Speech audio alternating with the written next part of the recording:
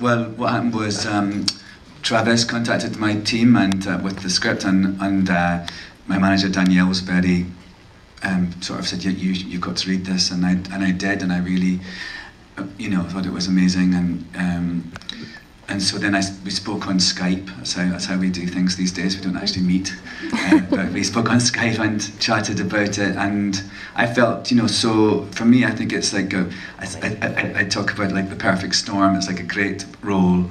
I get to sing, and it's about something that, as a human being, I feel very personally connected to, and as an activist as well. So it was like everything about it really sang out to me. And then there were various versions of the script until we got to this one that was when we started shooting. So, and I thought it was nice to be involved, that early on, to be a part of the gestation. Was there a long rehearsal period? Was there improvisation on your part? How much was, shall we say, on the page, and then you worked your way into this performance? And we had about like an afternoon of rehearsal or something. I think it was. I mean, really, it was.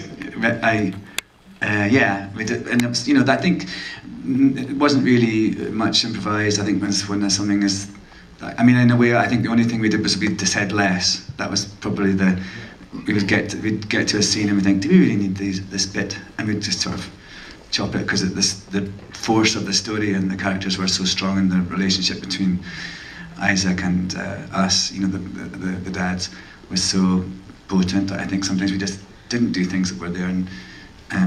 But I know the rehearsal, we maybe rehearsed a couple of days, or on a couple of days, but for very short times. But the first time I met Isaac was in a little rehearsal room, and we read a little bit together, and then he sang me a song that was Leonard Lewis's Keep Moving. And it was about 3 minutes in before I realised what it was, because he was kind of rambling on with it, and it was just it was the cutest thing ever. And so that was like, in a way, that was the best thing, because we got to really like each other, and he told me all about High School Musical.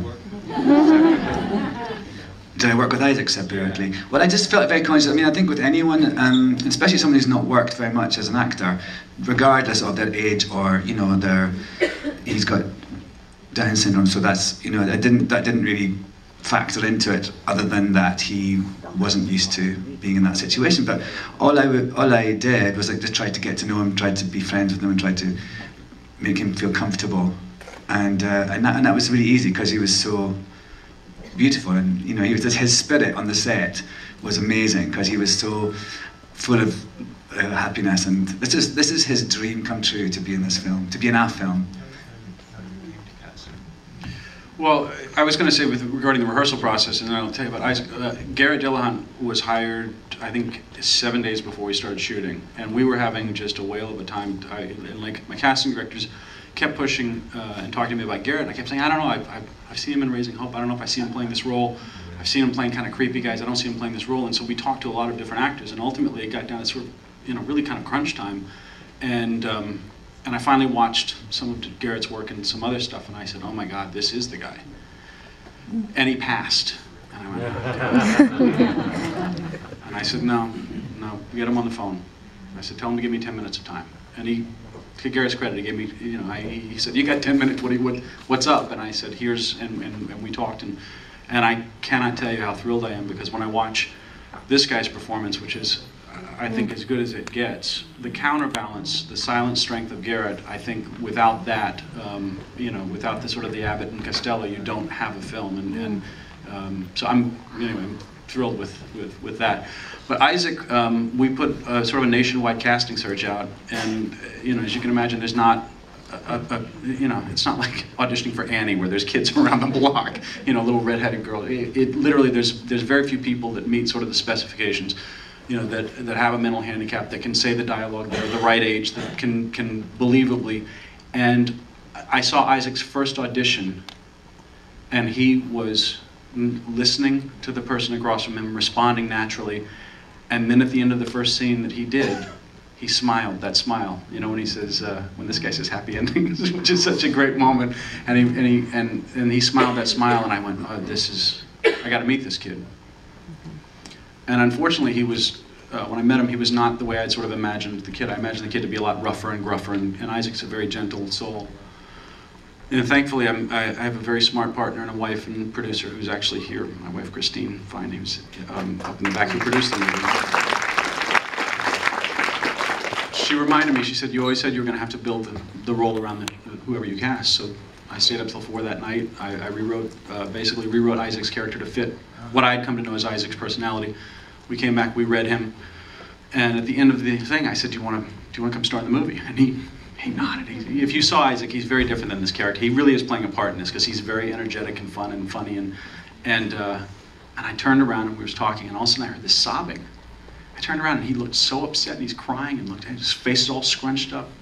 I said, is he upset? And he looked up and he said, the dream of my life just came true. And he's all right there on the surface. So he dreamed of being in a movie, he dreamed of going to New York City, and he dreamed of going on a red carpet and being a movie star, and he got to do that at Tribeca, and literally, pretty remarkable. I'll ask one more question and then throw it open to the audience. And I've said this to you, it's rare to see a movie set in the 70s that feels like a movie made in the 70s. I mean, it's just that kind of punchy in your face performances and moody lighting. You've thrown a lot of the background out of focus. I think it's terrific. I mean, it's not easy to do. Maybe you could talk a bit about how you approached it visually. Well, some of the dark, moody, and out of focus is so you don't see. We're working on such a shoestring budget. I mean, literally the production design and the cinematography. But we talked a lot about the movies that. I mean, you know, if I lined up my favorite movies, most of them would fall somewhere between 1972 and 1979, 1980. I mean, those are the filmmakers that I respond to the most, the actors that I respond to. And so we talked a lot about those films. We looked at a lot of those films. We looked at The Dog Day Afternoon. I mean, we looked at the sort of the wide spectrum. And in the DI, in the timing of the film and the color, we added a little bit of a grain to it, and we chose some very specific colors, both in production design and as well as in the timing of the film. So we tried to make a film that felt like maybe it was made at that time, like it wasn't a period piece, but a piece made during that time that somehow was now involved and shown. Thank you. Questions? We don't have actually a lot.